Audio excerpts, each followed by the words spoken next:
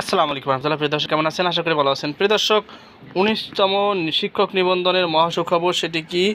১৯তম শিক্ষক নিবন্ধনের শূন্য পদের তথ্য সংগ্রহ শুরুর সময় জানালো চেয়ারম্যান। চলুন বিস্তারিত তথ্য জেনে নেই। প্রিয় দর্শক, বেসরকারি শিক্ষা প্রতিষ্ঠানের প্রবেশ পর্যায়ে শিক্ষক নিয়োগের লক্ষ্যে শূন্য পদের তথ্য সংগ্রহের আগামী ১৫ অথবা ১৬ই মার্চ থেকে শুরু করা হতে পারে। এজন্য টেলিটক বাংলাদেশ লিমিটেড প্ল্যাটফর্মকে তৈরি করে নির্দেশনা দেওয়া হয়েছে। বুধবার ১১ই মার্চ বেসরকারি শিক্ষক নিবন্ধন ও প্রত্যয়ন কর্তৃপক্ষ এনটিআরসির chairman Mohammad Aminul Islam the daily ক্যাম্পাসকে এই তথ্য জানিয়েছেন। এনটিআরসি এর সূত্রে জানা গেছে, পবিত্র ঈদ উল ফিতরের পূর্বেই শূন্যপদের তথ্য সংগ্রহের কার্যক্রম শুরু করতে চায় সংস্থাটি। এজন্য সম্প্রতি টেলিটকের সংশ্লিষ্ট কর্মকর্তাদের সঙ্গে সভা করেছে এনটিআরসি। এ সভায় দ্রুত সময়ের মধ্যে প্ল্যাটফর্ম তৈরি করে এনটিআরসিকে অবহিত করতে বলা হয়েছে। প্ল্যাটফর্মে তৈরির পরপরই শূন্যপদের তথ্য সংগ্রহের কার্যক্রম শুরু হবে।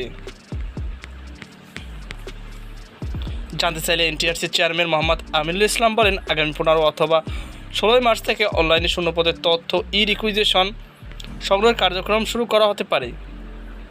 এই কার্যক্রম চলবে ৩০শে মার্চ থেকে পর্যন্ত। এর আগে টেলিটক প্ল্যাটফর্ম রেডি করতে হবে। টেলিটক প্ল্যাটফর্ম রেডি করলে আমরা বিজ্ঞপ্তি প্রকাশ করব।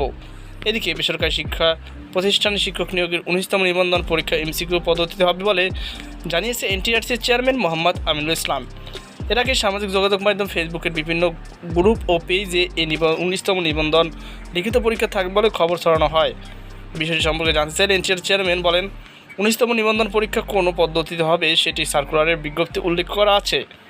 এখানে লিখিত নেওয়া হবে এমন কিছু বলা হয়নি, ফলে কনফিউজ হওয়ার কিছুই নেই। ২০০ নম্বরের এমসিকিউর পদ্ধতিতেই ১৯তম নিবন্ধনের পরীক্ষা অনুষ্ঠিত হবে।